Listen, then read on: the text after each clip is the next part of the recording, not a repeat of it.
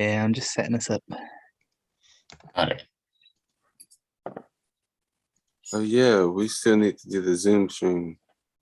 The Zoom stream. A Zoom link for the wedding. Yeah. You cut out there, so it sounded like you said we still need to do the Zoom stream, and then I said the Zoom stream, and then you went, yeah. I love the Zoom. The wedding Zoom. We Oh still yeah, got to no, set it yeah. up. I think we should do a little trial just to like make sure it works. Because I'm thinking what we've got to do is have a laptop which makes the two phones hosts, and then do it that way. But yeah, I think we should just have like a trial run just to make sure that what I'm thinking works. Yeah. Oh yeah, I forgot you're at your mom's tonight. Yeah. Yeah. That's why I'm a floating head. I'm a silhouette. I'm not a member of Queen. It's nice that I couldn't make out a word of that. That's only what you did. All right, no worries. The Swedish chef. I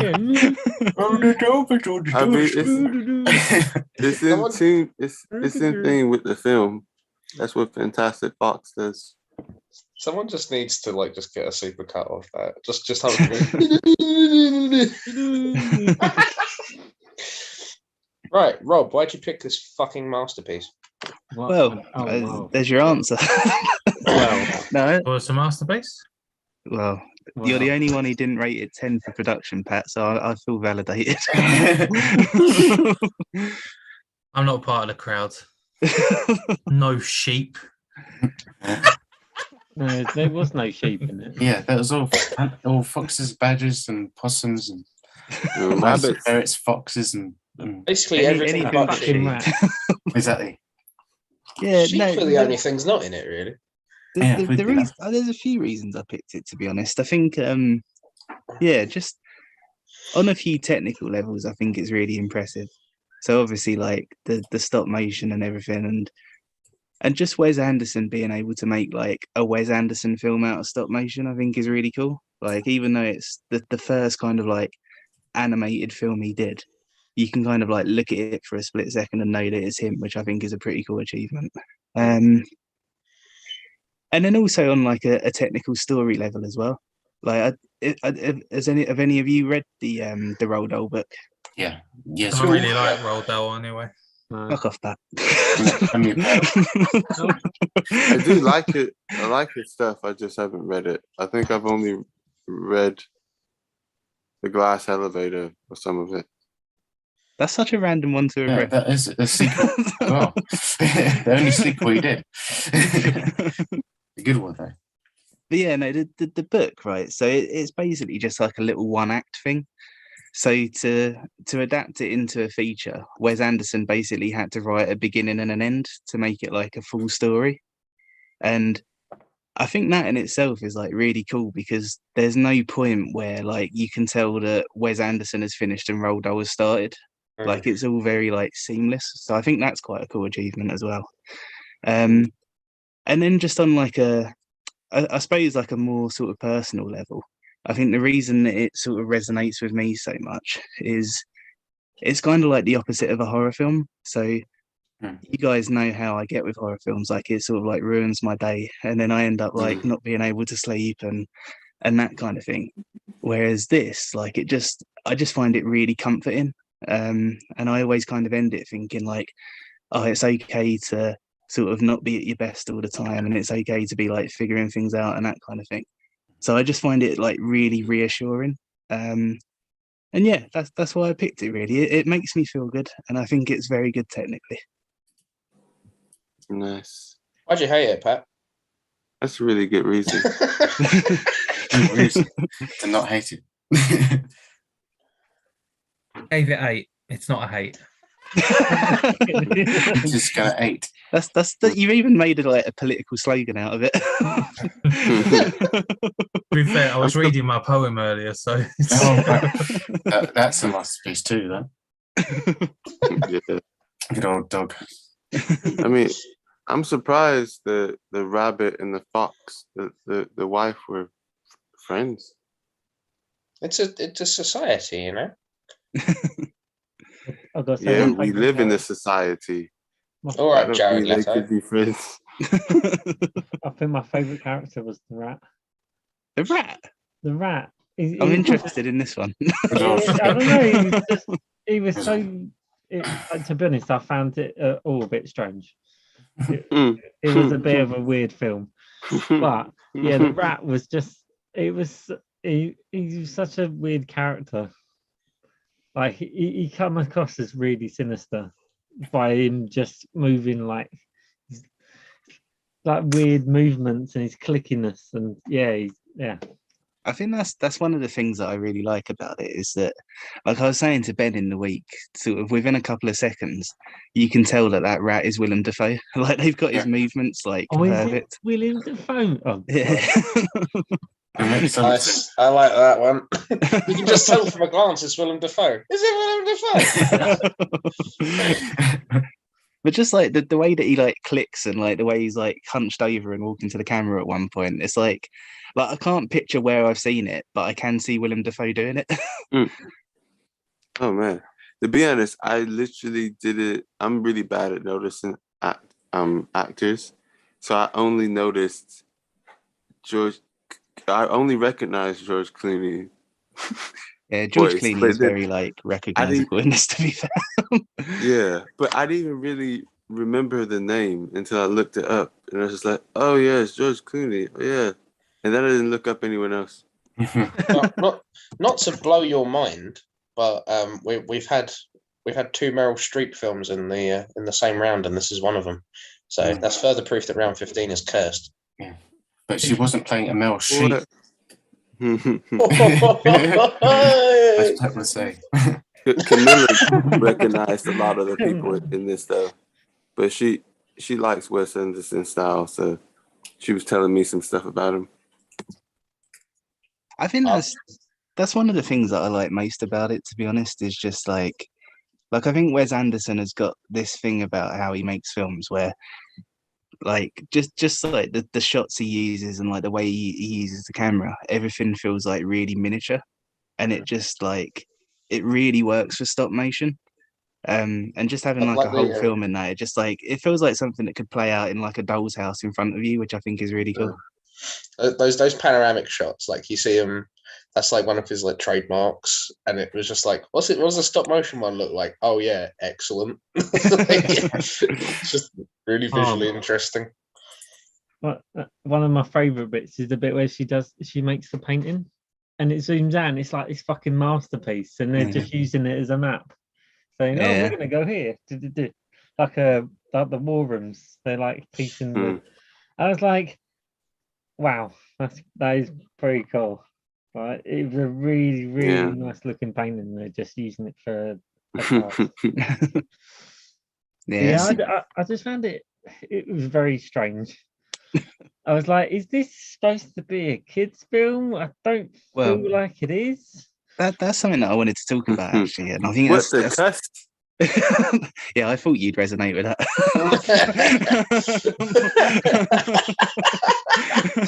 What the crap?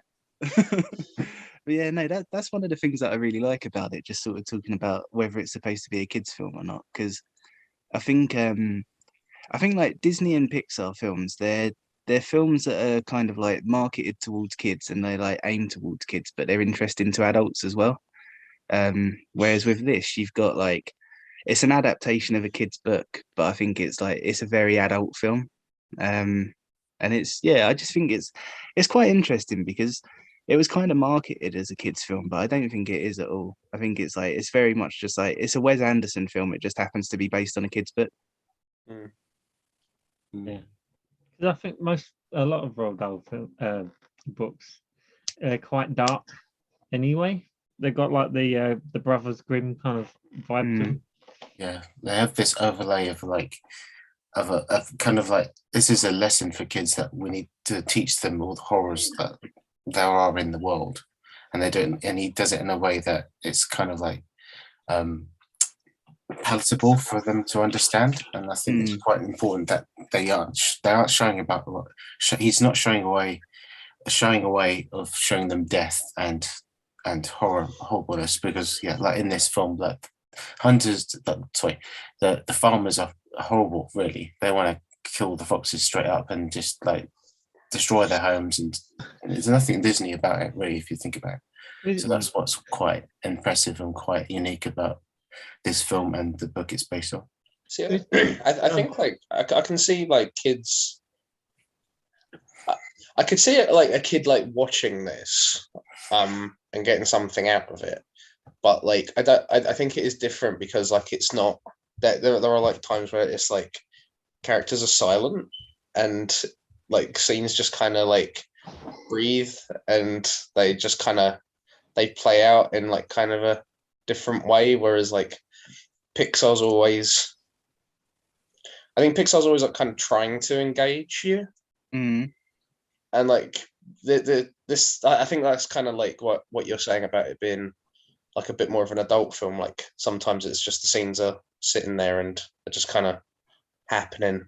And like I think like the one that's coming to mind is like when Christopherson and Ash are having a bit of a standoff, and then he's just like, well, I've had it up to here with this. And then like and then Christopherson like sleeps on, like it just lays under the table, and then Ash clearly feels a bit bad and then does the train set thing, but it plays out over like a couple of minutes. But it's a really sweet little scene. Like so I could see kids like kind of getting on with it. It's just it's not the usual kind of Pixar thing. Yeah, like there's not kind of like there's not sort of like the big kind of like the big middle sort of like action bit that's sort of there to kind of like keep attention and that kind of thing. Like the sort of equivalent in this would be like sort of 3 minutes of dialogue between two characters that are fairly mute. Like one of the scenes that I really like for that is when you first meet Agnes, and it's just that little line where Ash says, oh, you're supposed to be my lab partner, and she's like, I am, and then he goes, no, you're not, you're disloyal. Just little things like that, just really nice little character moments. There's just like loads of them peppered through, and I think that's like that's kind of like what you miss with Pixar sometimes, is you get like these huge like stakes and all of that kind of stuff, but you miss those sweet little moments, which this is just like full of. I think as well, like you have like moments of silence as well, where it, like, you know, I think Coco especially had like a soundtrack like throughout, and it was always doing something. Whereas I think this is quite nice because like there are some scenes where like there's no music and there's just like kind of an awkward sort of exchange of dialogue or whatever. The musical parts kind of become more punctuated, and it's like that's really nice. I really like that. Yeah. I was gonna say like what this does that some other films don't do is the fact that like they're real animals, and the fact that they've got like the animal nature. So like the fact of like at the start when you see them and they're talking to each other like just normal people, and they're like, so we're gonna do this raid, and you think, oh, they're just gonna go and steal something. It's gonna be, and they go in there and they kill animals. they get caught, and it's the fact of like when they're eating stuff, they don't eat it like a human would. They just go. Yeah. Excuse me, I resemble that remark. But like most other films don't really do that. Like just say like some of the early Disney ones, like Robin Hood, where he's a fox and he's acting as a human person, but he's a fox. Whereas he doesn't act like a fox, does he? He's fucking Robin Hood. So, it's true.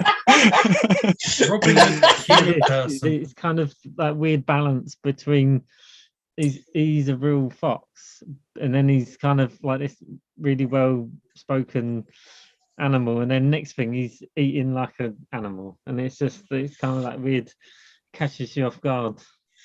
I do like that as a joke. honestly. Like just that the first time it happened, I'd seen this before, but like I forgot about that, and so he's just kind of he's just talking really like just genially, and he just goes, it just caught me. Something really nice about that scene as well. So when Wes Anderson was writing the screenplay for this, he moved into Roald Dahl's old house. And everything that you see in Mr. Fox's house is like a little mini replica of something that was in Roald Dahl's house. So like he uses the same mug as him and like all things like that. It's really cool. Yeah. Yeah, I think that there's a lot of love that went into this. But yeah, no, just on that bit of like when he eats. So I wanted to show you guys like this thing. So it's basically just like how they recorded the voices and stuff. Like I won't show you the whole thing, but yeah, I'll show you like a couple of minutes just because I think it's really interesting. And Emmanuel, if you're awake, I think you'll find this interesting as well. I think we might have lost him. I think we have, but Oh my I'll God. show him another We day. don't know what time we're meeting tomorrow. Oh my God. He's done his best, bless him, but he's all tuckered out. Right, how do I share my? Oh, there we go. Let me know when you can see this. I can't see it. Is it? Yeah. Yeah. Oh, actually, let me make sure that I'm sharing sound as well. That's the main Sorry, thing. This is where we get copyright struck. Struck. there we go. You just have to blur it on YouTube, even though it's live. Is it? Yeah. Yeah. Cool. Yeah, I just find this really interesting. Like, I won't show it all, but yeah.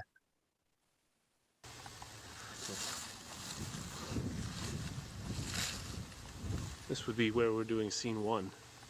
I think this feels right. Do it. Yeah. Mr. Fox, take 1, scene 1.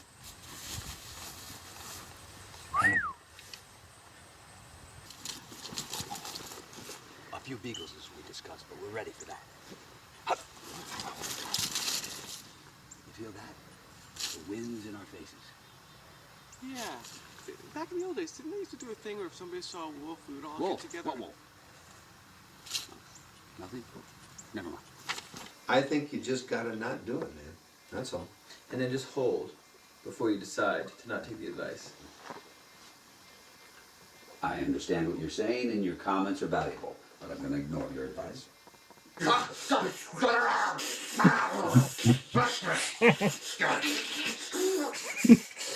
my God. We need to make some fake price tags and wrap these chickens in wax paper so it looks like we got them from a butcher shop. Oh God. I'm 7 non-Fox years old now. My father died at 7.5. I don't want to live in a hole anymore, and I'm going to do something about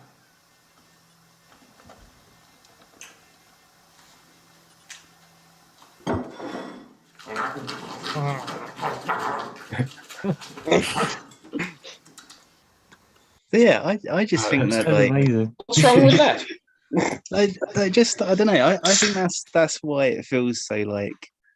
Yeah, they didn't have to do any of that, but No, they did. they didn't have to do it at all, but it's more good acting than.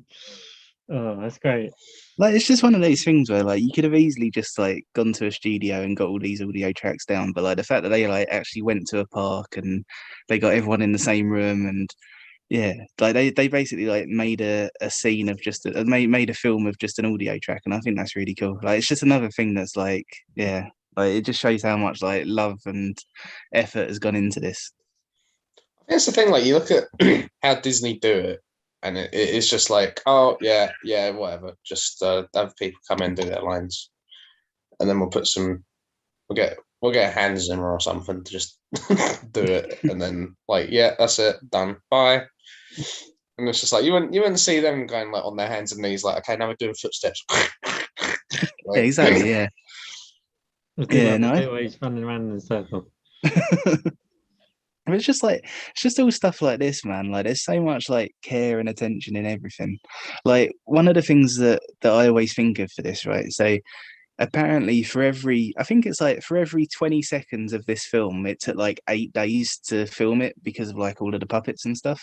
Jesus. And there's so much stuff going on in the background that you don't even notice that people are spending so much time on just for you to ignore because it makes the scene look like a little bit more realistic. So there's a bit in the consultation with Badger where in the background you see his secretary just sitting there typing away, and it's like she's out of focus and she's off to the side, but like, yeah, the amount of effort that's gone into her just sitting there typing just for you to like not notice it. And then later on there's another bit with her again, where they're in the Flint mines and she's just in the background just like taking an inventory, and it's like you've put so much effort into this for like nobody to notice, and that's I just love you things like do that. go and notice it's rewarding. Yeah. Because I think that's something that I really like about this, and I think it's why there's that thing where you get so much, you get enough character out of people who aren't even like in the scene necessarily, but like even like Mole, he has like about like 3 fucking lines, but I was like, man, that's Pat. That's just so Pat. I want to see the sun again. You can't even see. But Mo, you can't open your eyes. Enough of your double talk. I was like, that scene where he's playing piano, that's one of my favorite things actually, because it goes back to what you were saying, Dan, about how they're sort of like they're characters but they're still animals. So I really love that scene, because when they first sort of come back and they confront Mr. Fox and they're like, oh, you're messing everything up, like everything's gone bad because of you, and like they're all so angry. And then the next scene, they've all gone back to civilization because they've got food. And it's just like that's exactly what the whole film is about. It's just like how we're wild animals, and I think that's great. I love it. But like you say, like I think it is so good, like in just kind of making the whole setting feel like it's kind of a like living, breathing sort of world, like having these background characters. Because if they're all just static, it would look you'd notice it, but because everyone's moving and doing something, it creates like this illusion that like it's a living, breathing world. I just like it's one of those. It's another one of those little things. Like you don't necessarily notice it, but your brain does. Yeah, definitely. And there's sort of more kind of obvious examples of that. It's like one that we spoke about in the week. It's sort of like at the start and at the end when Mr. Fox says you're positively glowing, and then she turns into a lamp, and then at the end where he says we're both glowing, and then they're both lamps. Like that's one thing that I really love about Wes Anderson, because I think some directors, like they do everything they can to kind of like make you forget that you're watching a film, whereas Wes Anderson is constantly just like, by the way, this is a film. And I just really like that. And another example is the end in the supermarket, and you've got like the really nice kind of like warm lighting until Mr. Fox says, even in this not so flattering light, and then the supermarket lights come back on. Like just like little bits of visual humor like that. I love it. I was actually going to mention about the lamp thing, because I was like, what a fucking stupid joke. Like that's such a fucking stupid joke. But the thing is, someone they went, that is a stupid joke. And now we've got to make 2 lamps of the same character we have. And now we've got to spend more time and resources on just, hey, some people might fucking laugh at this. I don't know.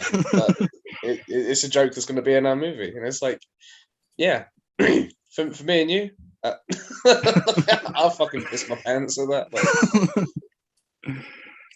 and that's the thing. Because I watched an interview with Wes Anderson, and I was speaking about this in the week, but he was saying that, and this goes back to like what I was saying about like how much care and attention's gone into everything, there's also just this like attitude of like, this is the film we want to make, so we're going to make it no matter what, which I really like. Because he was saying that he kind of saw this as like the first film that he was going to make that had a guaranteed audience, because it was going to be a cartoon and it was going to be a Roald Dahl adaptation.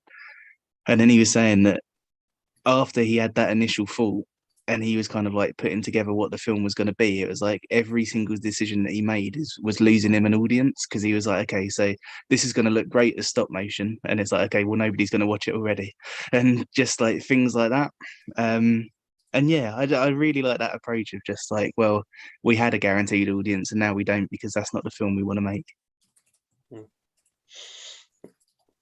I love that stuff. Just, I think that's the thing. Like, those are things. Like I was mentioning this to people at work, and they're like, "Oh, what's your film club today?" And I was like, "Oh, it's fantastic, Mr. Fox." And they're like, "Oh, is it good?" And I was like, "It's great. Like, it's a great little film. Like, big fan. It's like, it's a cool like 90 minutes. Like, you ain't got to invest like that much time in it. It's just a fucking good time."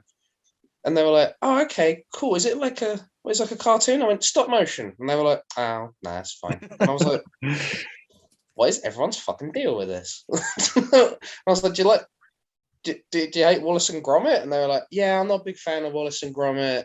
And I was like, "Chicken Run?" And I went, "Oh, I love Chicken Run." And I'm like, "What's the fucking difference?" Like, yeah, Chicken Run is like the one film that's like broke through that barrier for some reason. Do you like Chicken Run, Pat? It's okay. Well, I mean, that's better than usual as well. Yeah. I love Chicken Run when I was little. I haven't seen it since I was like 12 or 13. Yeah, I haven't seen it for a while. And that's got, what's his name in it? Isn't it George Clooney? No, Mel Gibson. Everyone's Mel favorite. Gibson? Sorry. Mel Gibson in that. Yeah. Oh, Mel Gibson's wow. Rocky, isn't it? Yes, I watched it the other day. This great little bit, and Mel Gibson's character is going like they ask him where he's from, and he goes, the the land of the free, home of the brave. And one of the chickens goes, "Scotland," and he goes, "No, America."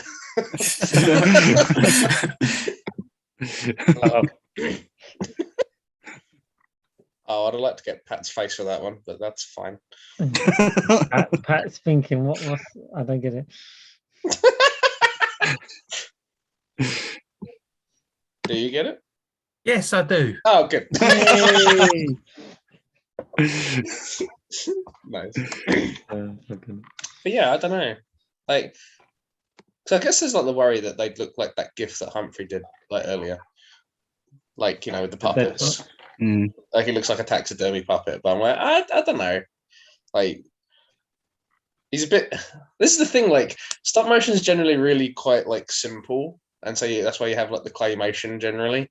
But like, they've gone out of their way to make it look like to do all like the fur and that, and it's. I don't know. I think I kind of just like the idea of they've gone, "Oh, even if you're into stop motion, like this is a bit more advanced than that," and they're just like, "Oh." Yeah, there's like, I think even the puppets themselves are really cool, I think, and there's so many nice little details as you go through the film as well. Like, you see Mr. Fox at the start, his fur's like, it's just like perfect kind of like ginger, and then towards the end of the film he's got like white hairs at his temples. And yeah, just like little things like that show like the kind of like the progress in time is really cool. I didn't check, but does he keep like the scar? Yeah, he keeps the scar. Yeah, brilliant. Yeah, wonderful. Even the humans as well. I think they all look amazing. Like like the bit where Petey sings his song and then Bean comes out afterwards. Oh, He's like, "What are you doing, Petey?" I was just kind of making it up as I went along. You wrote a bad song, Petey. You wrote a bad song. That was so good. I love it. But like that scene, like, I don't know, it just blows me away, man, because Petey looks like directly into the camera after he's been told he's written a bad song. And he looks so embarrassed. It's just like, how have you made a puppet look so embarrassed? See, like, I think the bit when like Badger does like his little toast, and then like Mr. Fox like just fucking just takes it off him and carries right on. And he's like, "Sorry, Badger. Anyway, carry it." And I sit down, and then like Badger goes like, I was like, dude, that was just so Humphrey. That was the biggest fucking Humphrey I've ever seen in my life. Just he's had the whole thing taken off, and he just goes. He just sits.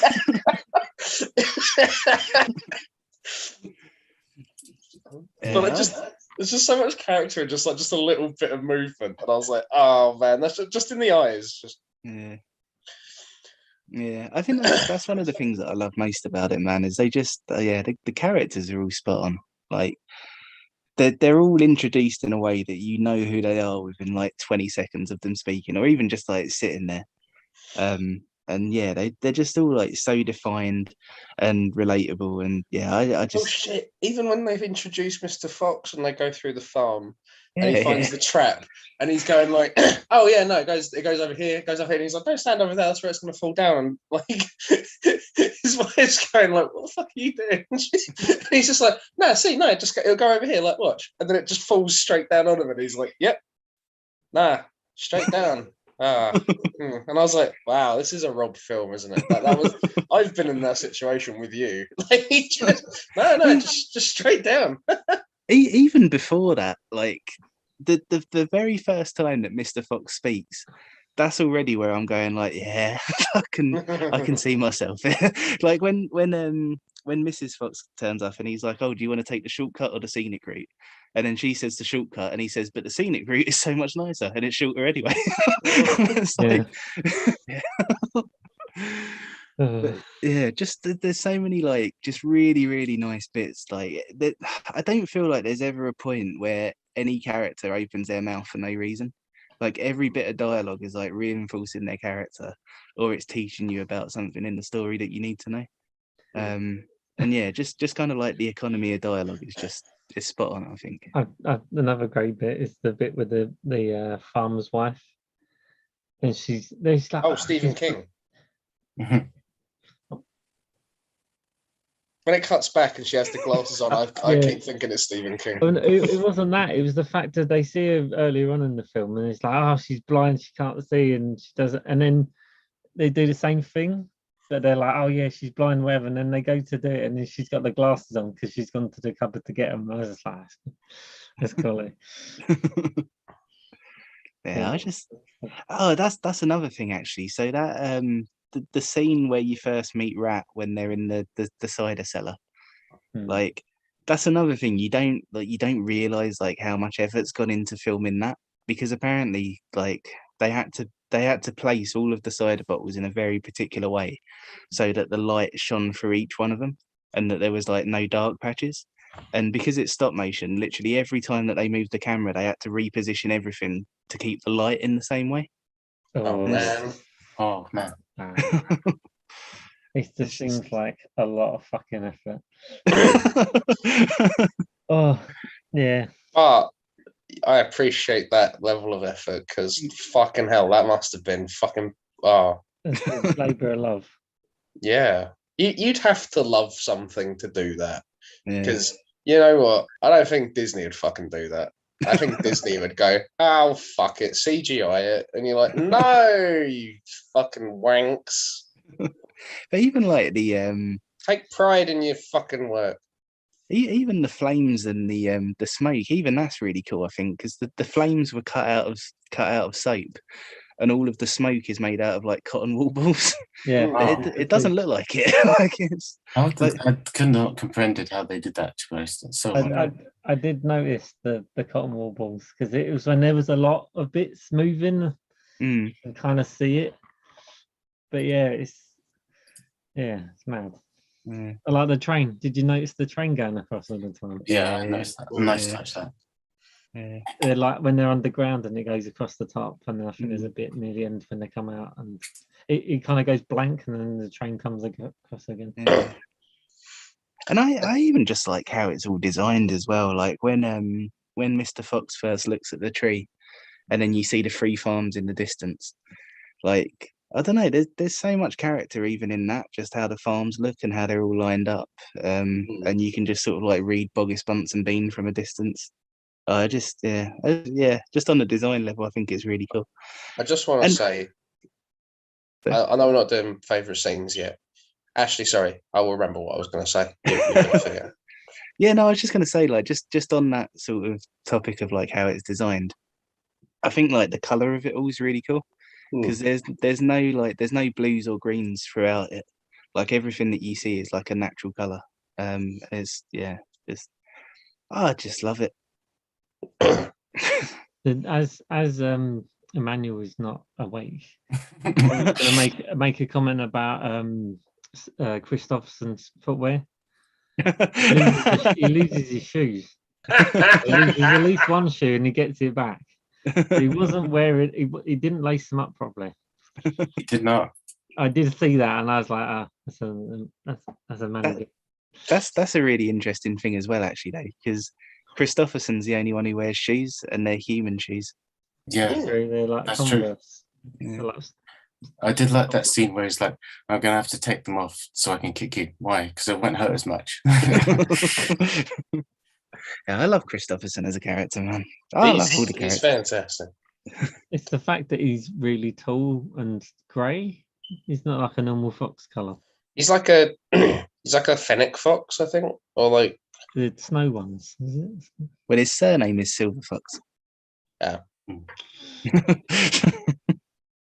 But yeah, before I was so rudely interrupted, I just want to say, like, my favourite scene is when Badger's going on about Bogus Bunsen Bean. He's just explaining them. That fucking has me in absolute tears. I love it. It's just like Bogus is about the weight of a young rhinoceros. He just says it so like flat. I'm just like fucking it. It's like Buns is about the size of a pot-bellied dwarf.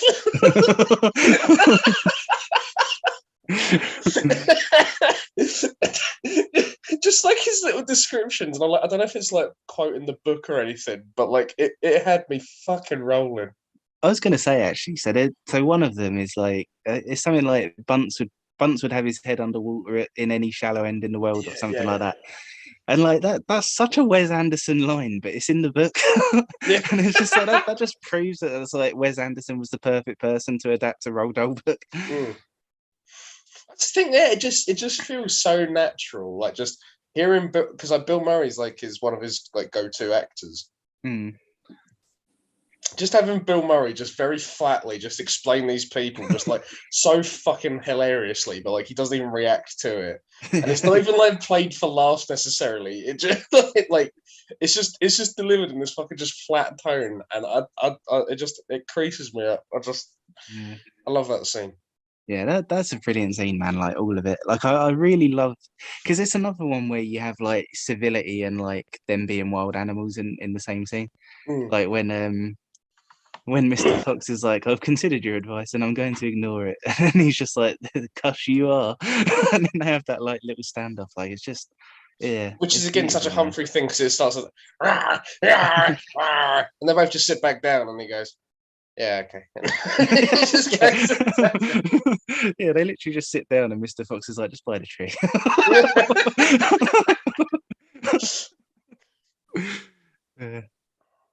Do you want to do favourite scenes? Yes. Sorry, Pat's face there. Favourite scenes. Go on, Pat. You go first. I fucking hated it. I didn't hate it. I just didn't hate it. I don't know. I don't know what my favourite scene is, to be fair. Come back to me. Dan, do you want to go? Guess so. I think it's definitely. I say the rat. Really? It's the two scenes with the rat. There's like one, because like when you first see him, he's like this like super evil bad guy, but then when you see him again and he dies, he's like redeemed. And it's kind of like because to be honest, he looked too tall to be a rat. he was very long and thin. I'll have you know, rats can come in all shapes and sizes, and I say this with authority. But I just love the fact that the way that he was just like clicking, and he's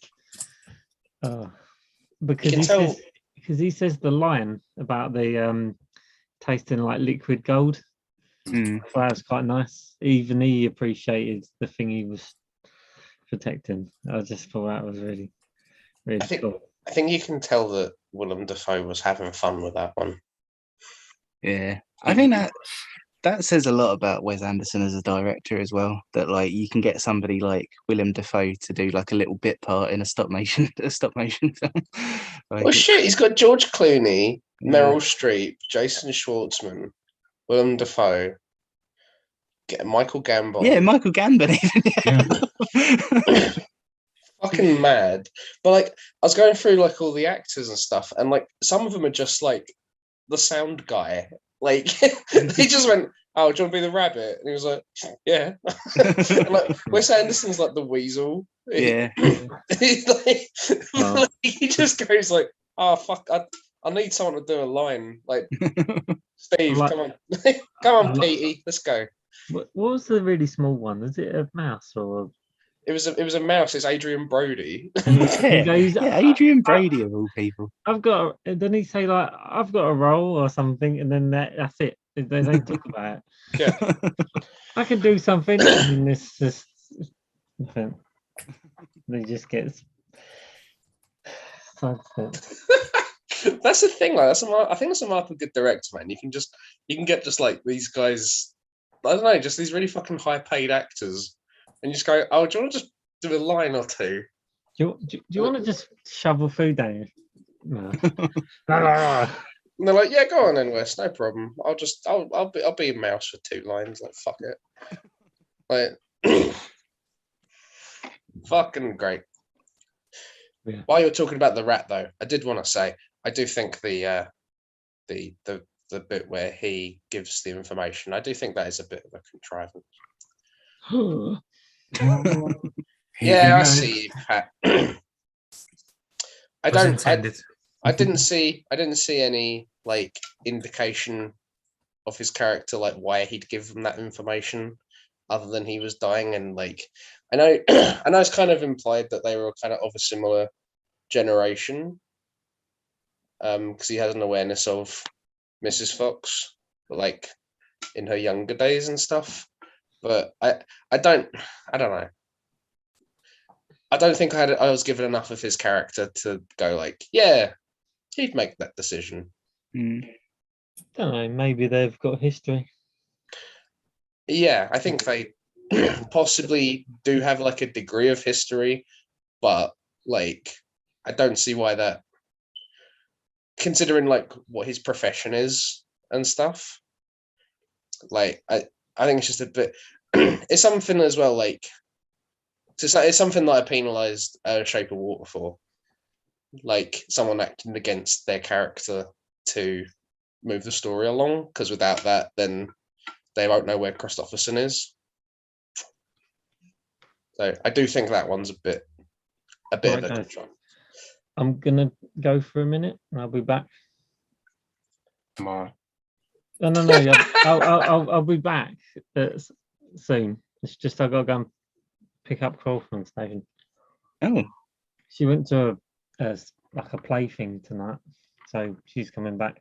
So she's gonna come and play with Dan.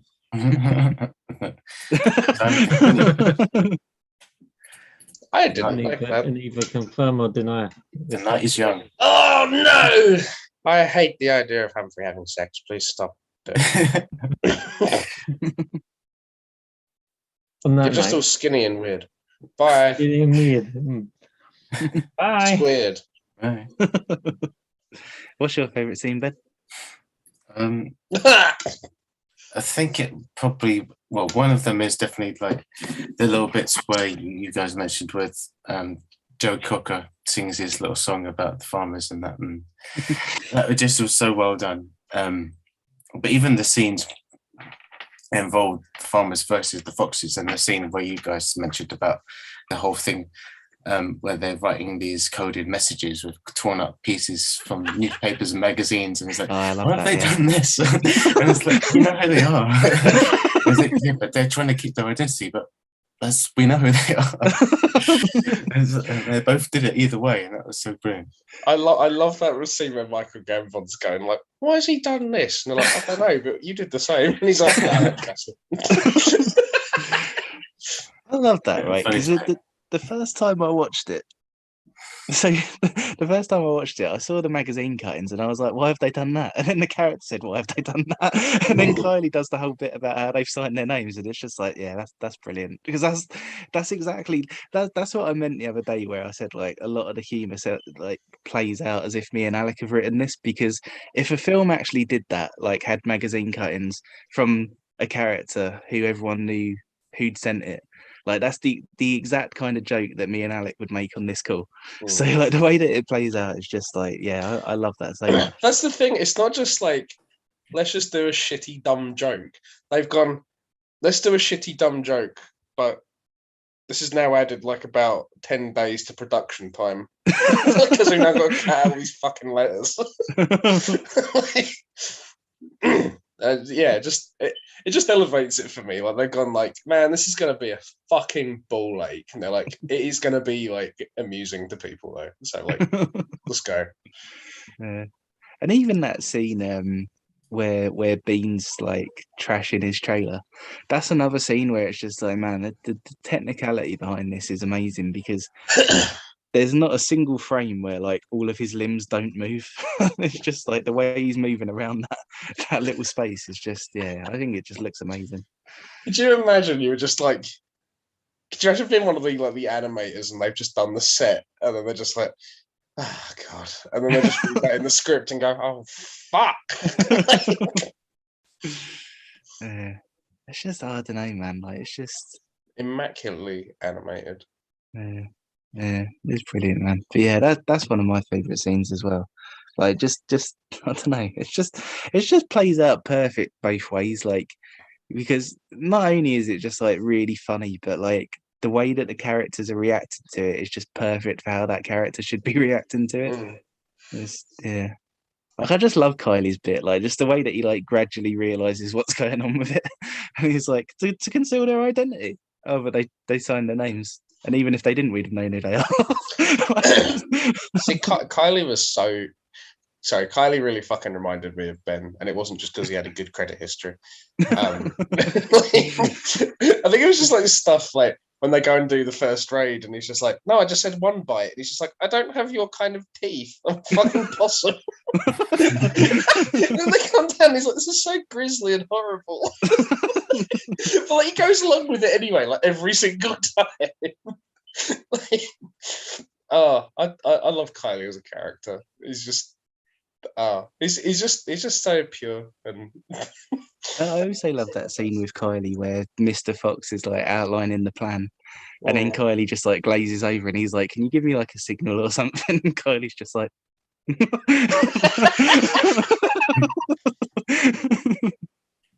Even that stuff is like really cute with like the trademark and stuff, because he's just like, why are you doing that? And Mr. Fox is like, it's my fucking trademark. And then Kylie fucking makes his own trademark up. Oh, he's just fucking adorable. I love Kylie. Yeah, Kylie's great. Ben's all right. That's fair enough. I don't think he was around during the ancient Roman times, but so I don't know his Latin name. But... What's your favourite scene, Alec? Oh yeah, no, it's the Bogus Bunsen being sort of just outline. I think I think it's just so well delivered. But I think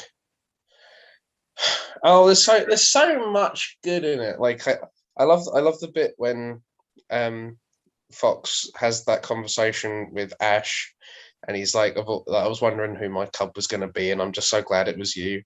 And like Ash has been like just so insecure like the whole fucking movie, and like that it's another one of those just anti-Pixar things where like it's not like this enormous emotional bit that's played up, and we bring in the trumpets and all this bollocks, but like it's just kind of no soundtrack, just dialogue,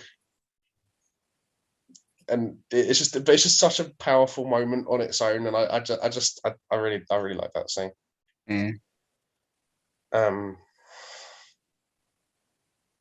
And then I love the recruiting thing as well. Like, what are your skills? And then Badger's going like demolition expert, and he's like, what? Since when?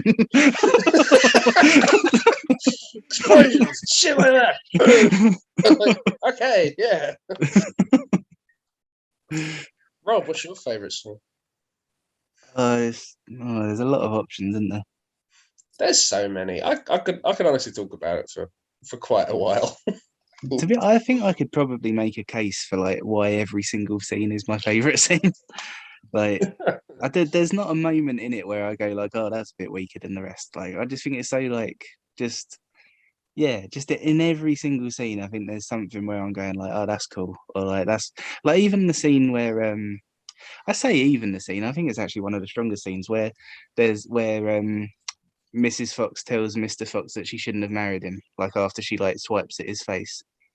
Like, I think that's a really nice scene just for like the two characters. But again, just like even on a technical level, the way that they made the water behind them was out of cellophane, and it's just like, get the fuck out of here. That's cellophane. That's cellophane, like, and they actually made it look like water falling, like, and you think like how precise you have to be from frame to frame to create that effect of it falling. It's just like, yeah, it's just amazing, man. That's fucking ridiculous. I didn't realize that was cellophane.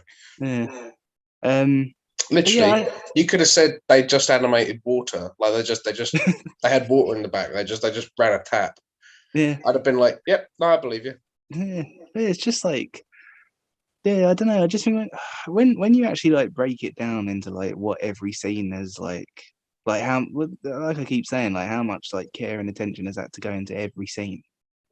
Yeah, I just think everything's impressive. But I think if I was to like sort of stand on one scene as being my favorite, I think I'd probably have to say the end in the supermarket. Yeah. Because I think like, but it's just everything that the film's about, really. Like, you sort of started off with Mr. Fox saying, "Oh, I don't want to live in a hole in the floor in the ground anymore," and you've gone through this like big journey where he's like, he's done his best to try and like get himself out of that situation and make things better for like everyone, and it's just completely backfired, and he's back in a hole in the ground, but he's underneath the supermarket of the people who've put him there, so he gets that one last victory. And it's just that whole thing where it's like, you know, like it's that acceptance of, you know, maybe things aren't always going to go how we want them to go, but we've got each other, so what does it really matter? I just think that's really nice. Yeah.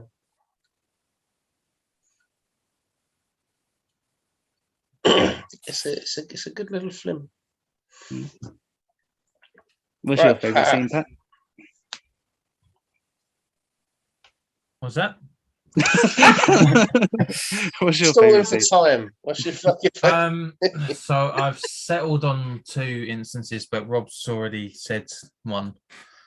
The other one was you fucking cheat. The other one was the relationship between Mr. Fox's son and the cousin, is it? Yeah, Christopherson. Just how his son was sort of so jealous for the most part. I found that quite. It's sort of quite funny, but you can sort of relate it to most families. I really love Ash's like journey through the whole thing. Like you're introduced to him by him like spitting on the floor and storming off, and like the whole way through you got that thing about how he's different. And it's just, yeah, I love like towards the end he kind of accepts it. And yeah. You talk about him spitting on the floor. The first viewing I saw that and I was like, oh, you can't do that. It's a wild animal. I love that scene between him and Christopherson where Christopherson's locked in the box and he teaches Ash like what to do to get him out, and then Ash fucks it up. And then he apologizes while he's on the floor, and Christopherson's like, oh, is this the apology that you should have given me earlier?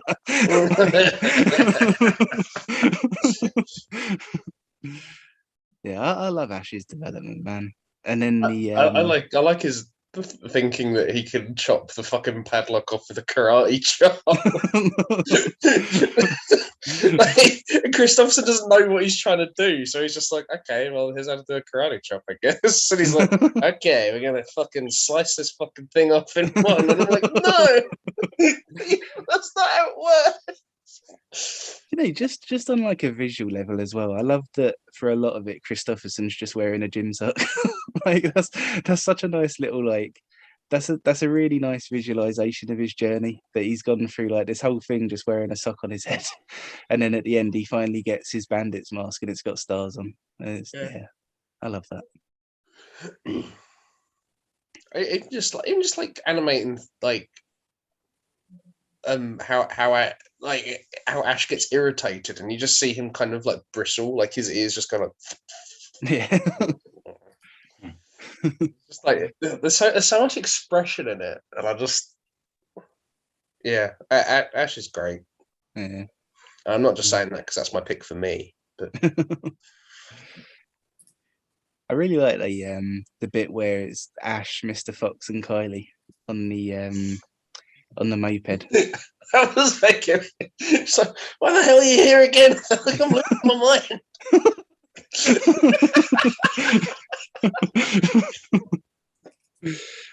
Yeah. It's just, I don't know, man. It's just there's so much to it. There's just, yeah. It's like I was saying earlier. Like I think,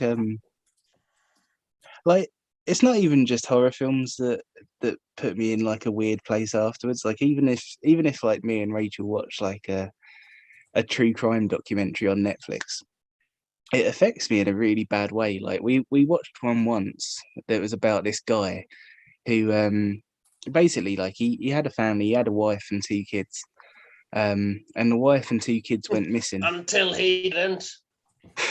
Well, yeah, basically. So the wife and 2 kids went missing, and he was all over like TV, like appealing for witnesses for like where they were and like that kind of thing. And it turned out what happened was that he smothered his wife, and while he was smothering his wife, his wife was pregnant as well, I think, actually. So he smothered his wife, and while that was happening, his kids saw him do it, so he killed them as well. And he was working on like a building site, so he just chucked their bodies underneath like some cement. And yeah, so we watched this documentary about this guy, and for like a week afterwards, like I was just, I don't know, I just kept thinking like, oh, what if I was capable of something like that? And it really made me like question myself for like a long time afterwards, because I was like, I don't understand how somebody could be capable of something like that. So if somebody else is capable of something like that, then why couldn't I be, kind of thing? And I was really like questioning myself for a long time, right? So yeah, like I don't know, things just really affect me for some reason, and that's why I love this so much, because it's like it does the complete opposite, because you've got somebody who's like he's trying to make things better and he doesn't. And I think there's just like an acceptance that like you don't always have to achieve what you were aiming for to be, you know, to be worthwhile, which is quite nice. And it's just like a really kind of like the guy from the documentary. Huh? Like the guy from the documentary. It wasn't what he was aiming for, but it was effective. Yeah, I don't know. Just like I just find it like a really reassuring thing, because it's like rather than coming out of it going like, oh, what am I capable of? I'm kind of coming out of it going like, hey, we're all doing our best, and that's all right.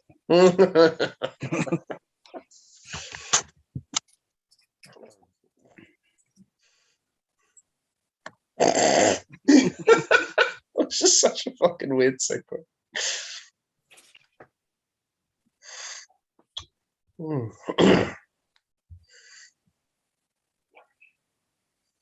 I'm trying to think of other talking points.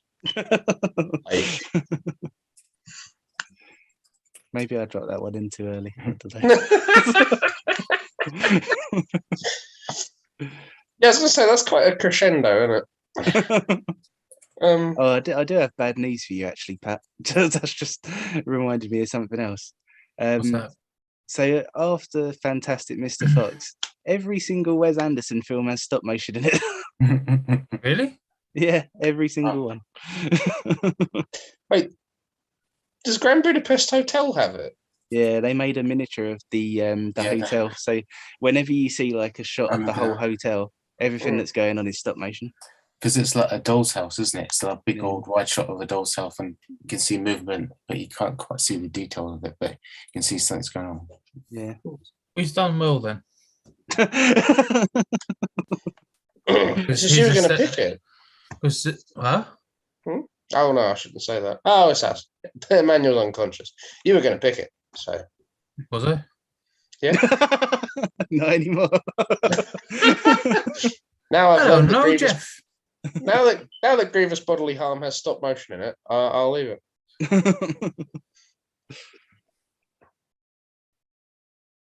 You always used to abbreviate it as GBH. Yes, I know. That's okay. You just have a confused look on your Stop face. motion really puts you in a bad mood, doesn't it? Huh? I said stop motion really puts you in a bad mood, doesn't it? I just hate the idea of having a little puppet, and I'll take a picture, and then I move him incrementally, and I'll take another picture. It's just stupid.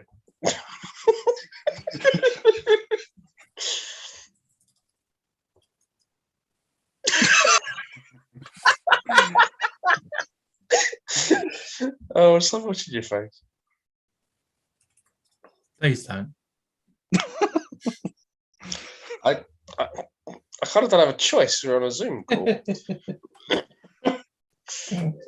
Oh, okay. I guess that does thwart me, actually. If you... What do we think are the chances of Emmanuel being wake-upable? Well, he seems to have moved a bit. He's moved a little. He moved again but, in the morning. But everyone moves when they're asleep. That sounds like a proverb. Why does that sound like a proverb? Everyone moves when they're asleep. Pat McGandy.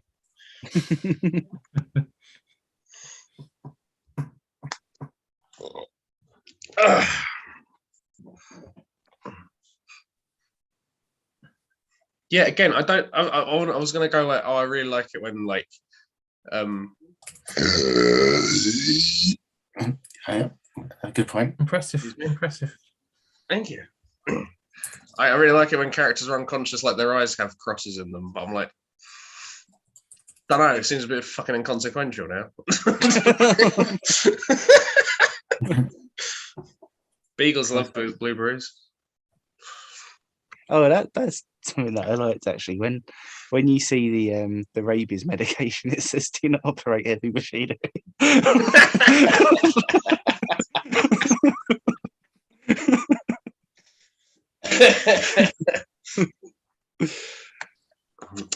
I love the humour in it, man. I really do. Like, did you not even get along with the humour, Pat? I quite liked the film. I just didn't love it like you did. Mm. I found it quite funny, and like I thought that the story, the writing was all pretty good. Emmanuel's nodding in his sleep. Oh, he's awake. He's awake. You've made it 1 hour and 14 minutes in. Can I just say he was asleep the entire time I was silent? Yeah. As soon as I started talking, he woke up. Oh. Emmanuel, you got a favourite scene? I love that these go on so long that Emmanuel has time for a fucking nap. Let me. No, tell us now. I liked a lot of it. It's kind of hard to pick a favorite scene, to be honest. Heard that before. Because the film's really, really good. There's a lot of, I don't know. Even sorry, it's actually really hard. I'm just thinking about lots of parts where. To be fair, it's you have been unconscious for about 75 minutes, so we weren't actually expecting like a hair trigger response. So, like, if you want some time. Yeah, you can come back to me. I'll keep thinking about it. There's parts. I like a lot of the parts where they're comparing Christoph to Ash. But and that's just that whole kind of relationship, the whole back and forth. But I'll think of a scene. That is that going back to sort of how good all the characters are. That's another thing that I really love is that in one way or another, even if it's like really basic, everyone has some kind of development. Like I don't feel like, apart from the mouse, I don't feel like any character sort of like ends the film how they started it. Yeah. Even like the dickhead like beaver character, like he gets kind of dressed down a little bit, like and Christopherson fucking boots him, like. But like Christopherson isn't even like static, like he's kind of, he's kind of perfect. That's why I think Emmanuel's Christopherson. But like he goes through like a little bit of an arc, like just having to kind of like, I don't know, just kind of deal with Ash. Like, yeah. I tried not to take that personally because Ash was the one I picked for myself, but that's okay. Oh God. I think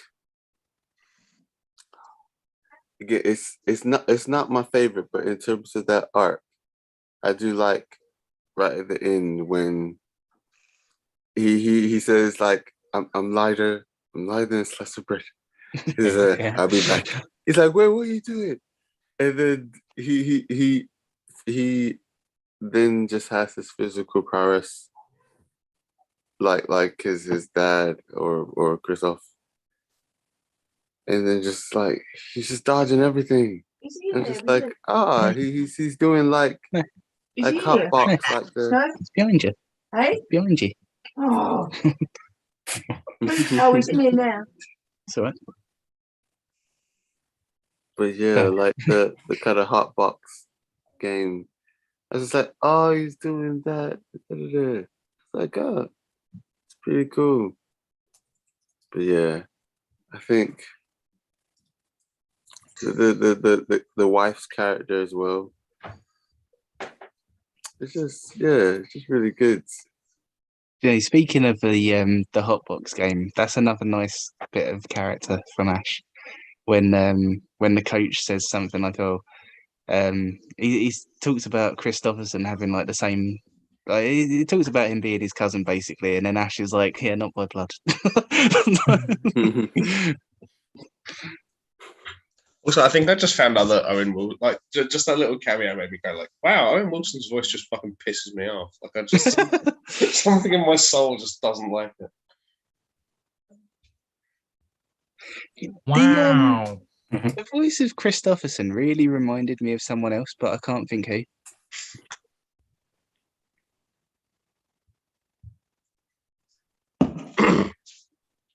I'm not sure. Because it was really bugging me. I was like, oh, I need to find out who this voice is. And then I looked at who the voice was and I was like, that's not who I was thinking of. But I don't know who I was thinking of. Who is the voice? Oh, just some random guy. I don't think he's like a big name. Let me find it. Oh, shit. Not in there. Come on. It is Eric Chase Anderson. I see. Camilla thought the same thing as Bob. Oh, really? Yeah. Yeah, I don't know who it is, but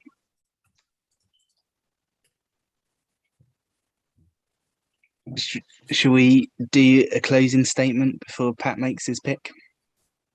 Oh yeah, it's my pick.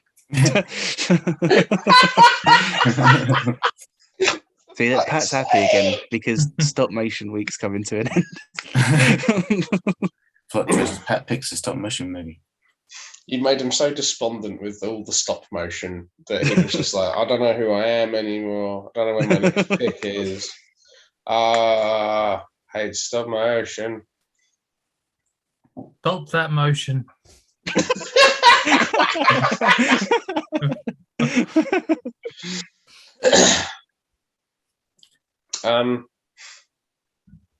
Yeah. I'm embarrassed about the electricity thing. But yeah, I think Fantastic Mr. Fox is a really it's a really good film. It's really underrated. I don't know what everyone's fucking problem with stop motion is, but it better fucking stop, or there's going to be a lot of jam going through the road mouth. Stop, because there'll be more motion. Yeah, in your fists.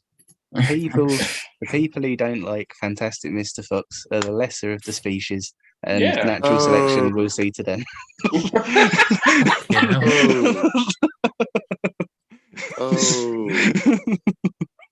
What a line. It's all right. You're on the right side of history here.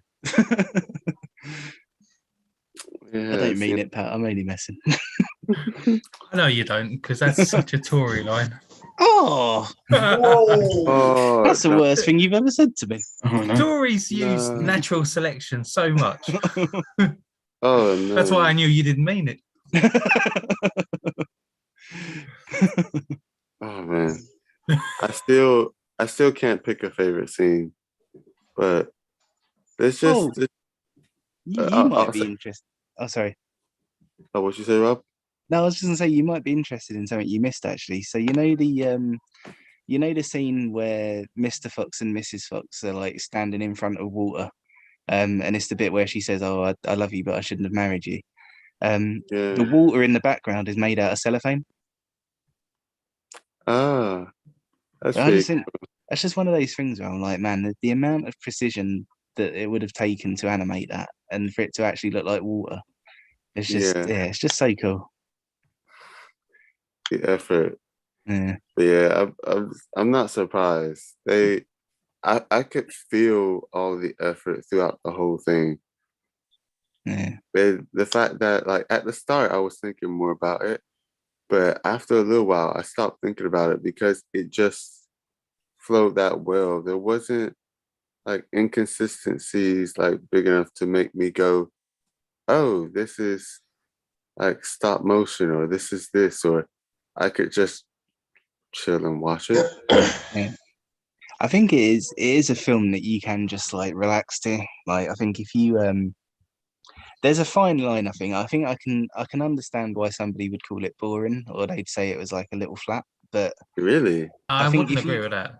I think if you can like, well, I mean, I wouldn't say it personally, but I could see why somebody would. But would you compare it to Finding Nemo, since both protagonists are orange and white and have pregnant wives?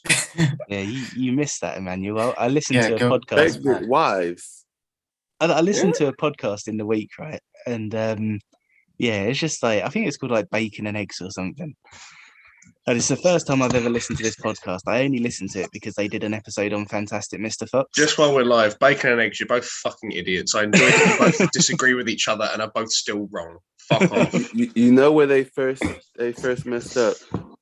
They didn't call it green eggs and ham. You know, if someone strolled upon our videos and thought Alec was Mark Goldbridge, I wouldn't disagree with them. I don't even know who that is. But you know, I think Bacon and Eggs are kind of different fonts, if you will, of the same idiot. So yeah, so I was listening to this podcast, and it started off with them saying that Edgar Wright is a different font of Wes Anderson, and I didn't understand that because I was like, the only similarities I can think of is that they're both directors who write their own films, who have floppy hair. Yeah, who have floppy hair. But I was like, beyond that, I don't understand why you're comparing them to. Like, yeah. And then later on, they went on to say, just as Edgar Wright is a different font of Wes Anderson, Fantastic Mr. Fox is a different font of a Pixar movie.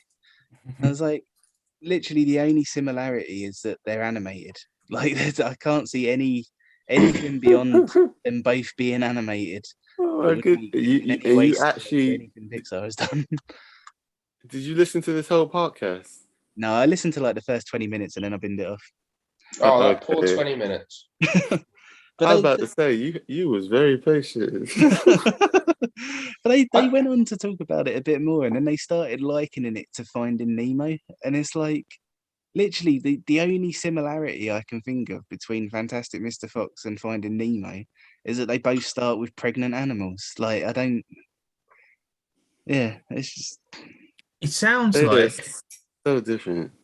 it sounds like you were listening to those hacks from EFAP. Too much fapping. Said by someone who's clearly never seen anything from Uh, EFAP. So yeah. Oh man. I've seen snippets. I don't want to Clearly watch not. their whole videos. Clearly not. They're hacks. You're a hack. Your mum's a hack. I don't Yeah, mean that. Oh. That's all right. She made me. The hacking. Actually, I'll say She doesn't some. know what she's doing. I'll say some of my favorite moments. That'll be my closest I get to an actual favorite scene. So, first, when he's talking with his lawyer, and his lawyer's just like, "Yeah, don't move there." He's like, Why not?"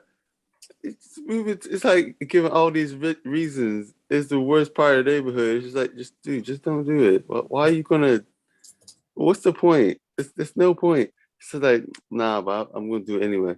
It's like, for goodness sakes. And then they argue, but since they're animals, obviously they get into the animal sounds.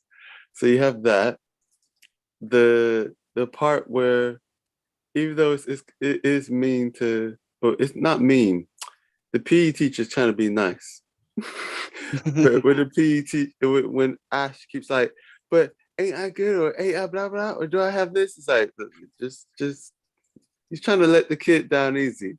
It's like, You're improving. Let's put it that way. yeah, you're not getting worse.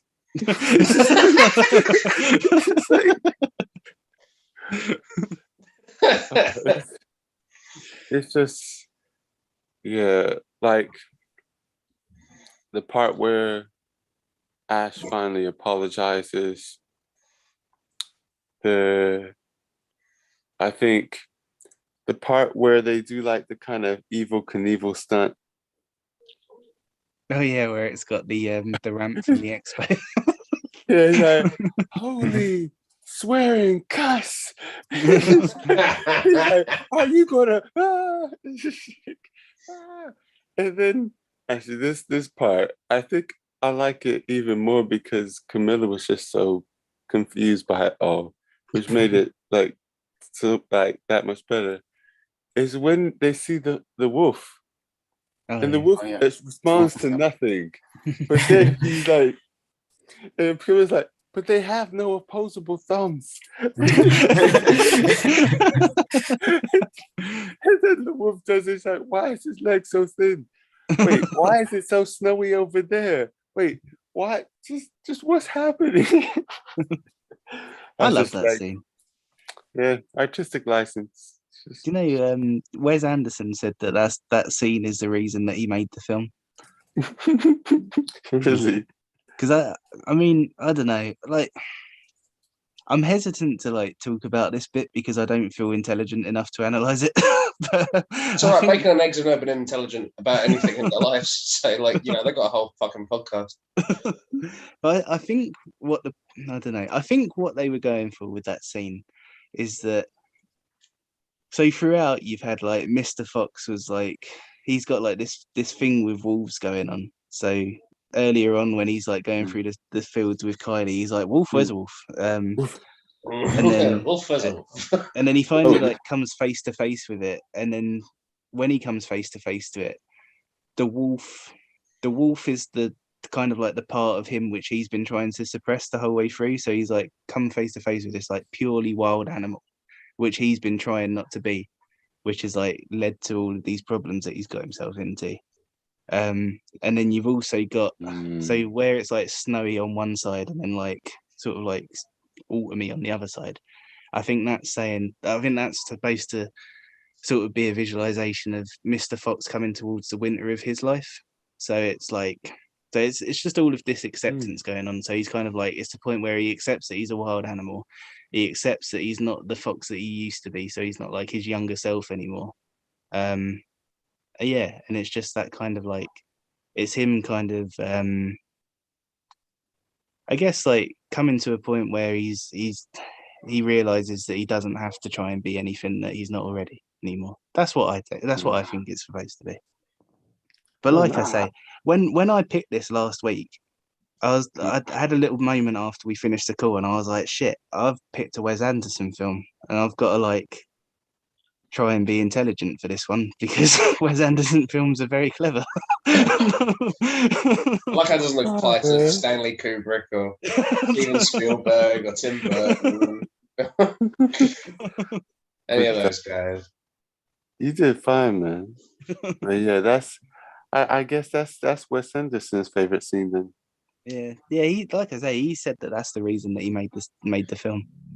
I get that though. I just as like a little thing that just popped up in my brain. Has anyone ever seen the Royal Tenenbaums?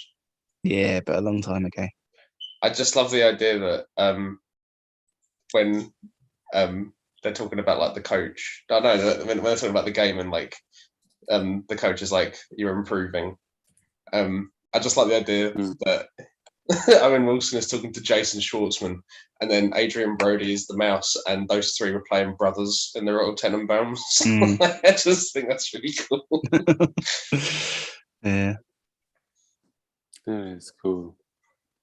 Yeah, I'd really like to revisit the Royal Tenenbaums. It is done. I really like that film. Yeah. I don't think there's a Wes Anderson film I don't like, to be honest. Like, yeah. Cool. I need to watch more. Same. The only one I haven't seen is Moonrise Kingdom, I think. Is that the one that I watched? Yeah. Yeah, I enjoyed that. I just couldn't remember the name of it. Yeah. It's the one with Bruce Willis. Yeah. Oh. That was very good. Oh, and French Dispatch. I haven't watched that yet either. French Dispatch is very good. Yeah, I need to watch that soon. But yeah, I think they're the only two I haven't seen. But even then, like, I mean, I think if you like held a gun to my head and said that I had to pick a favorite, I probably would pick Fantastic Mr. Fox. But I think that they're all a very similar level to me.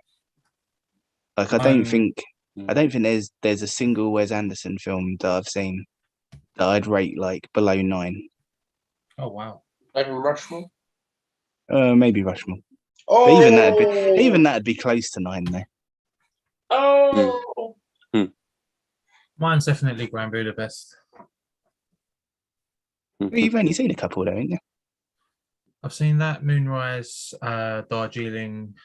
Oh yeah, you didn't like Darjeeling Limited. No, I don't mind Darjeeling. I just don't like watching it. Like you said that like often. It was an action. I don't mind Darjeeling, but I wouldn't do it on purpose. When I first watched it, I watched it like 3 times within a space of a month because Sky like to repeat everything. Mm-hmm. And like the 3rd time, I sort of started getting bored of it, so I haven't watched it since. No, I like it. I mean, it's not my favorite, but I do like it. Yeah, I think.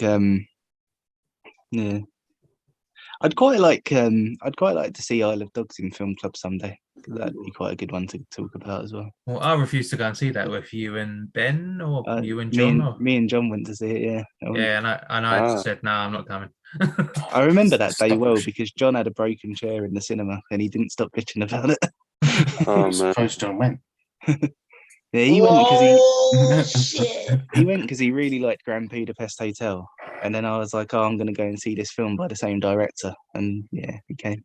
Surprised he went to see Grand Budapest Hotel. Did you enjoy the setups and all payoffs? I've never seen Isle of Dogs. Oh, it's really good, man. Really good. I would like it to be film club. You can pick it. Yeah. I know. Oh, on a different note, it's not really, I think, a favorite scene, but just a moment I like and how they pulled off the camera following kind of angle when you had the rabbit dog. Mm. I just thought that was well done. Yeah. Like, it's just cool how everything was done in that kind of Wes Anderson filmic style. Yeah. Like you've already said, even though it was stop motion. So Yeah. Really well done. Some of the behind the scenes stuff is really, really interesting because like a lot of it is just like these kind of like puppet makers just really pissed off at like how much work they've had to do to achieve what Oh man. Yeah. Even the another funny moment, even the South African kind of helicopter guy. Yeah. And then Camilla's just like, why is it that accent? I know so many people who sound almost exactly like that, like personally. I don't know who it was though. Do you know who was that actor? No, I don't know. I'll have a look. But yeah, it just felt so random, but it was also funny at the same time. It's just like, what? Does that ring a bell to any of y'all? Just come back and pick us up ASAP. But yeah, great moments. Yeah, I don't know. I can't see anybody credited for that part. But the news reporter I didn't realise was Brian Cox. Oh. Yeah, no, I can really hear that. Yeah, really, I didn't realise. I didn't know until you said that. No, but it's a familiar voice. I think it's because of the recurring actors. Very aware. I'm like, where's Brian Cox? Come on.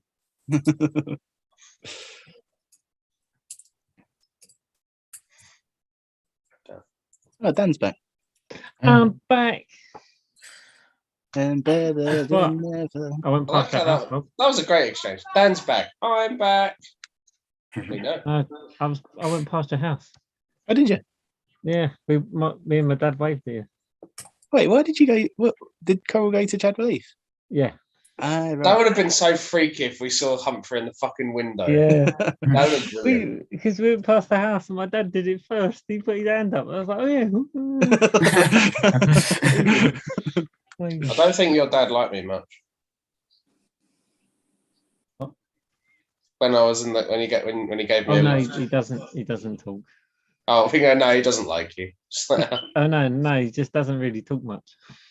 Cole had the same thing. It's like, well, your dad was like, he just doesn't really talk much. Well, you came back just in time for us to be closing up. So. Oh, that's right. I just want to know what time we're going to meet tomorrow. Yeah. Well, I said. Yeah, that's 7 a.m. That's a great time. Yeah, I've been waiting for you, Ben, and then you just went, yeah. Yeah. So 7 a.m. Yeah, let's not do that. I was thinking like 1 o'clock at Beacon Tree Station. Is that good? Yeah, that's good for me. That's good. Why did you say that like you're flirting? I was thinking perhaps. Yes. 2 o'clock at Beacon Tree. Be there or be square. But what if I want to be rectangle? But it's true. In Pulp Fiction, she draws a rectangle, not a square. So that's correct. And a rectangle. Yeah. What did you say? Oh no, you can't be the one to fucking answer that one. Jeez. What? I didn't hear what you said. Got in a rectangle already. We know. What? I literally didn't hear what you said. I've got all bloody. You shut up. Yes. Put mask on my face. Oh, I'm trying to listen to what I'm saying. I can't mute you. I know you can't. Thank fuck, because I'll be muted all the time. So 1 o'clock. 1 o'clock at Beacon Tree. Yeah. Cool. You do know that the district line is not working from. Yeah, you told us that. Where? Emmanuel. Oh, it's Emmanuel. Is it not? Maybe. Emmanuel's not going to need the district line. No, that's what I was thinking. No, Ben wasn't. I don't think Ben was. No, I didn't actually clock. We need to replan it if the district line's back. So it's only until West Ham. so we can get the Jubilee line round. Oh, okay then. Okay, that's not too bad. If it was entirely out, Always fucking West Ham. Yeah. It's always fucking the district line. You guys in planning. Right. Good at that. So I've cool. So by the time we get to the Jubilee, I've got to be on 4 different modes of transport to get there. Yeah, basically. Well, because the fucking C2C don't run properly on a Sunday either, so I've got to get a bus.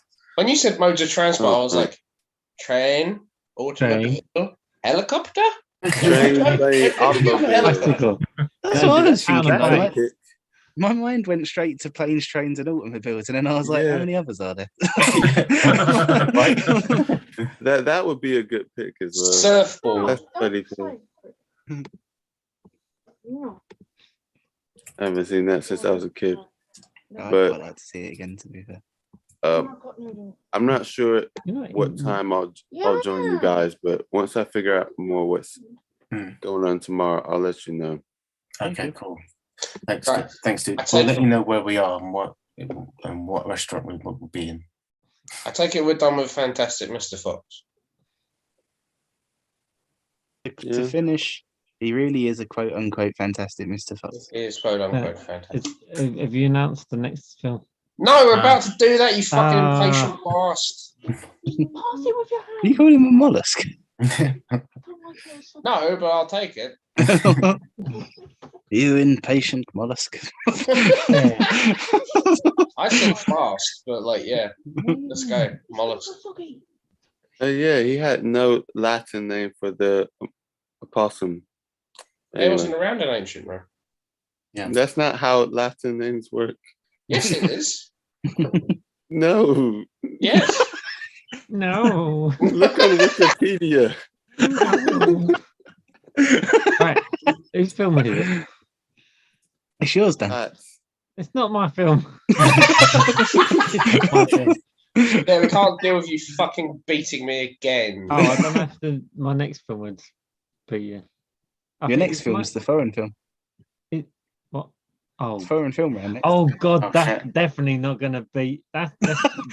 Oh, I reckon that might be the worst. I reckon I might have a shot that round. Why is it the worst? Pick a good one. Because I'm gonna pick a film that I know that's pretty. Shite. I love that. Like, shite. It's pretty. I mean, it might be good in his eyes. Every time somebody says they're going to pick something that they don't think is going to do well, Emmanuel's like, I can't believe you're doing this. It's because it's so batshit that I'm going to pick it. That's the reason why I'm picking it. Oh, man. I can Emmanuel's think of done that a something. few times. Yeah. I know, but he's picked them just because. I've avoided some films, though. For the same reason you're picking your next one. Emmanuel, please keep that thought forever. Oh, fuck you, Pat. Fuck you. I don't want another Antichrist. I do. Fuck you. You're being really selfish. You wait until you see my film then. Oh, that's promising. That's the thing, Pat. You think the genital mutilation stops at Emmanuel? It's going to come out somewhere. Oh my goodness. Right. Oh my goodness. It's when we watched the film at the stag do and we were sitting there like, what the fuck? No, that'd be very nice for a change. This is a Japanese film about a stag do that goes horribly, horribly wrong. Everyone involved. We're like, bye. See you later, Emmanuel. Is it 10 hours long? Your mum's 10 hours long. Oh, man. You can have him in a fucking minute, Coral. Fucking hell. Yeah. Sure. Wash, yeah. Pat, what's your film? Everybody was kung fu fighting. What's the film? Leaving Las Vegas. Oh, is that the one with Nick Cage? Yes. Yeah, he's a screenwriter. It's really fucking original, isn't it? It came out before your one, you dick. Yeah. Yeah. Well, yeah. Yeah. Well, yeah. And he actually won an award for that one. Oh well, fucking sorry. Jesus. Did you see? Wait, didn't he win an award for adaptation as well? No. He Are only you won one sure? Oscar. You seem to be very quick to answer that. No, he's only ever won one Oscar, and it was for Leaving Las Really? Vegas. He's only ever won one. I personally think he should win one for every film he makes, but you know. I don't know, because we did see that- Wicker Man, and we I did mean- see Con Air, and we did see The Rock, and I don't think he deserved Oscars for any of those. Oh, he did. I think The he Wicker deserved Man. all the Oscars. You got to give him best man just because he did the Beast. Can I just say though? Can I just say this is now pick 100. Yeah. Is it really? Leaving Las Vegas is our 100th pick. Oh. Oh. Since we no Humphrey, that's a fucking good thing. That's not a thing like, oh my god, I'm getting old. No, We've it's not gone- that. It's the film. We've got 100 fucking rounds. What? You could have picked a better film. Oh. Sorry. I have watched it before, and I thought Oh, yeah. it was quite interesting. You say you didn't find it interesting? Yeah, it's not shit. it's worth watching. But yeah, Well, nice way to fucking just put a it hole was. in my hot It's air balloon. reasonable. It's reasonable. It's not shit. There you go. It's at least a 7. No, I'm joking. We'll see. Because that was a long time ago. So, because I think Pat's thinking of doing a film club first and changing his pick. No, I'm cool with it. cool. Right. As long as it's not Wicker Man, I'm down. Oh, As that long film as- was great. As long as it undermines one of my picks, because the other one has already been undermined. Then Is this that's okay? Is this our 5th Nicolas Cage film now? Yes.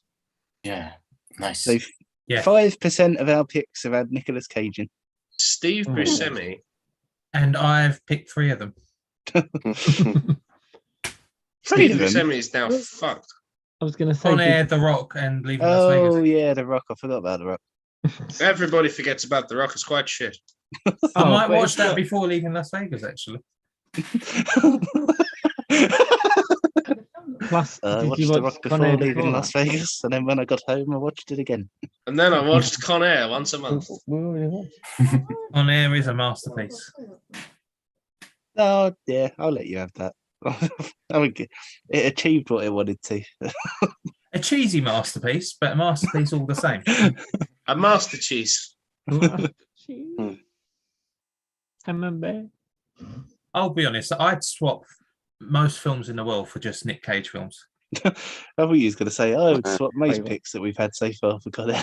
I would. 73 of our 99 picks have been Con Air. Oh god. We hate it. I think Emmanuel would have left at that point. And for our 405th pick, it's Con Air again. We have to recite the screenplay. Emmanuel will be like, why do you keep picking this film? fucking film. I would also be like that. I just give it the same races. Foreign film rounds. They say bye. Foreign film round, Con Air in French. Oh, no. Oh, The French dub. Jesus. Sacre bleu. I like the film, but fucking hell, you don't need to fucking hell. stick there in your throat that much. What are you eating, Dan? Pot noodle. Oh, at this time of day. Localized entirely within your bedroom. You need to Yeah, get the because proper- I had lunch at 5 o'clock or something. I think you got your times mixed up. I know. I had chicken sours in You need to get those Korean Couple of- instant noodles and live it up. and Did you say Korean biscuit noodles? No, instant. Not Oh, biscuit. instant. Biscuit noodles. I do like a cup noodle. Cup noodle. Cup. It's Oh man, I don't know. I've never liked Japanese. like the cup noodles or any of the like British versions of the instant ramen. they've always just tasted off to me. Oh, Like just weird. Like I remember I first came here, like when I was younger, I was like, what is this? Oh, it sounds cool. Seems like a decent concept, because obviously I knew about the original like Japanese ones. And I said, oh, so these are the British versions. And I like found out how they came about. And then I had one, I was like, this tastes like crap. And every time I've tried it since, which is rare, I was like, this still tastes like crap. like hot noodles are a bit of a weird one because it's like, I don't know, they're not like noodle shape even. It's like they've been cut out of a lasagna shape. Yeah, it was like I could see where they was going with, but I was just like, what happened? All you need to do was just copy their homework, paste, and put some different seasonings. But instead, you just did a whole bunch of random stuff, and now it just no, it's they photocopied it, so it's just you can just see the you can just see the words. It's like the original, but just a bit shitter. Yeah, basically. I was like, oh man, but yeah, man, you need to stock up on those Korean and like instant noodles. I'm sure the cup noodle ones. The ones that we bought before that I said about, they're actually alright. Hot noodles aren't great. Those are actually nice. I'm eating it because I'm fucking starving. Oh shit. No, go. Right. And on that note, we'll see you tomorrow.